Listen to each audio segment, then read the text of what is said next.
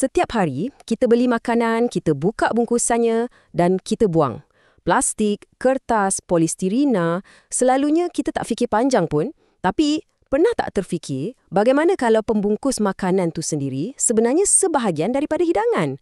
Ini bukan angan-angan. Di Sarawak, ada satu komuniti yang dah lama menyempurnakan seni ini, di mana alam semula jadi bukan sekadar pembalut, tapi dah jadi sebahagian daripada sains, budaya dan identiti mereka. Cuba kita fikirkan sejenak. Satu pembalut yang bukan setakat nak lindungi makanan, tapi ia menambah rasa pada makanan tu. Ini bukan teori tau. Bagi masyarakat Melayu Saribas, setiap lipatan daun tu, ia membawa warisan. Setiap ikatan tu menceritakan sebuah kisah. Jadi, untuk faham semua ni dengan lebih mendalam, kita kena kenal dulu siapa mereka dan dari mana asalnya. Jom kita terbang ke Sarawak dan kenali masyarakat Melayu Saribas. Bagi orang Melayu Saribas, sungai dan kehidupan memang tak boleh dipisahkan. Sungai Saribas tu makan urat nadi kehidupan mereka. Hubungan yang sangat rapat ni membentuk cara hidup mereka dan paling jelas sekali dalam cara mereka bungkus makanan. Ini bukan sekadar tradisi yang cantik tau, tapi ia adalah satu penyelesaian yang sangat praktikal dan bijak yang lahir terus dari alam sekeliling mereka. Dan budaya mereka ni bukanlah sesuatu yang terpinggir ya. Ia adalah nadi utama di kawasan ni. Kalau kita tengok di Betong, salah satu daerah utama di Saribas, kaum Melayu merupakan majoriti, 62%. Apa maksudnya ni? Maksudnya warisan dan pengetahuan unik mereka, macam yang kita akan tengok sekejap lagi, betul-betul membentuk identiti tempat tu. Okey, sekarang kita masuk ke bahagian yang paling menarik. Penting untuk kita faham, pemilihan daun untuk membungkus ni, ia bukan main ambil je. Sebaliknya, ia adalah satu bentuk sains peribumi yang sangat canggih yang telah diasah dan diwariskan dari satu generasi ke generasi yang lain. Jadi, macam mana mereka pilih daun yang sesuai? Rupa-rupanya ada satu sistem yang sangat bijak. Ada 3 soalan utama yang mereka akan tanya. Pertama, apa jenis makanan ni? Keras ke, cair ke atau lembik? Kedua, apa tugas pembalut ni? Sekadar nak bungkus saja atau kita nak ia bagi bau wangi dan tambah rasa? Dan ketiga, yang paling penting, apa yang ada di sekeliling kita? Nampak tak? Satu proses pemikiran yang sangat sistematik dan lestari. Dan bahan utama dalam sistem ni ialah daun muda atau daun nipah muda. Kenapa daun ni? Sebab ia jawapan yang sempurna untuk ketiga-tiga soalan tadi.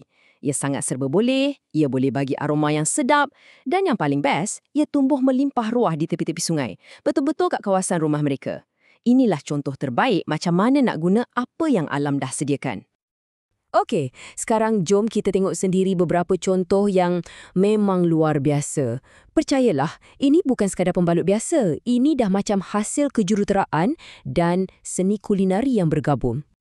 Kita mulakan dengan celorot. Cuba tengok bentuk kon yang cantik ni. Adunan manis tuang je dalam daun nipah yang dah digulung macam ni. Dan bentuk ni bukan saja-saja tau. Bukan untuk hiasan semata-mata. Ia berfungsi sebagai acuan, sebagai bekas untuk mengukus dan sebagai bekas untuk makan. Kiranya macam 3 dalam 1 lah. Bijak kan? Seterusnya, kita ada takir.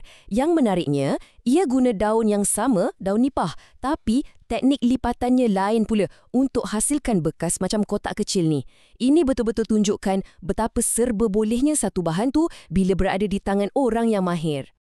Dan perkataan penting kat sini ialah limas. Ingat nama ni ya. Limas ni merujuk kepada bekas berbentuk macam sampan tu yang jadi acuan asas untuk macam-macam jenis kuih tempatan. Setiap lipatan tu ada tujuannya. Dibuat dengan teliti supaya adunan tu tak tumpah masa dikukus.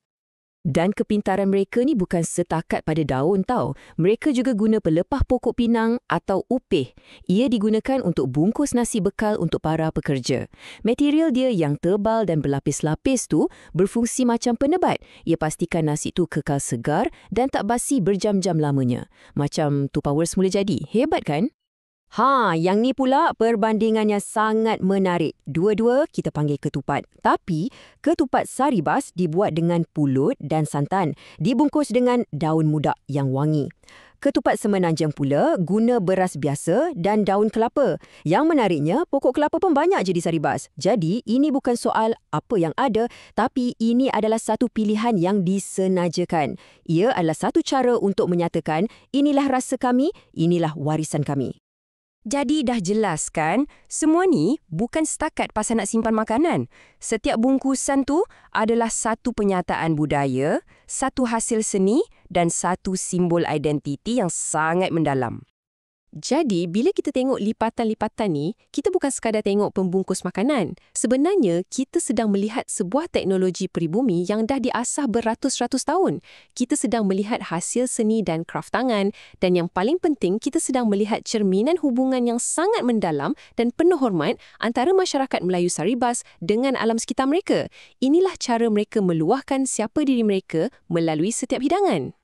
Tapi macam kebanyakan pengetahuan tradisional yang lain, kemahiran yang sangat luar biasa ni sebenarnya sedang menghadapi ancaman yang sangat besar. Inilah realitinya yang agak menyedihkan. Kemudahan dan kos murah bahan moden macam bekas plastik dan beg plastik dah mula mengambil alih tradisi ni. Pengetahuan yang dah diwariskan berkurun lamanya ni berisiko untuk hilang. Bukan sebab ia tak bagus, tapi sebab generasi muda mungkin dah tak ada masa ataupun dedahan untuk mempelajarinya. Para penyelidik yang kaji amalan ni pun dah tegaskan, ini bukan sekadar soal nostalgia. Ia adalah pengetahuan tempatan yang penting. Kalau ia hilang, kita bukan setakat hilang beberapa resepi kuih, tapi kita akan kehilangan sebahagian besar daripada identiti, warisan dan hubungan unik masyarakat Melayu Saribas dengan tanah tumpah darah mereka. Dan ini membawa kita kembali kepada soalan di awal tadi. Lepas ni, bila kita buka bungkusan makanan kita, agaknya apa cerita yang ia sampaikan? Mungkin pembungkus makanan kita hari ini menceritakan kisah tentang kemudahan dan dunia tanpa sempadan. Tapi kisah Melayu Saribas ni mengingatkan kita bahawa pembungkus juga boleh menceritakan kisah tentang asal-usul, tentang kebijaksanaan dan tentang budaya.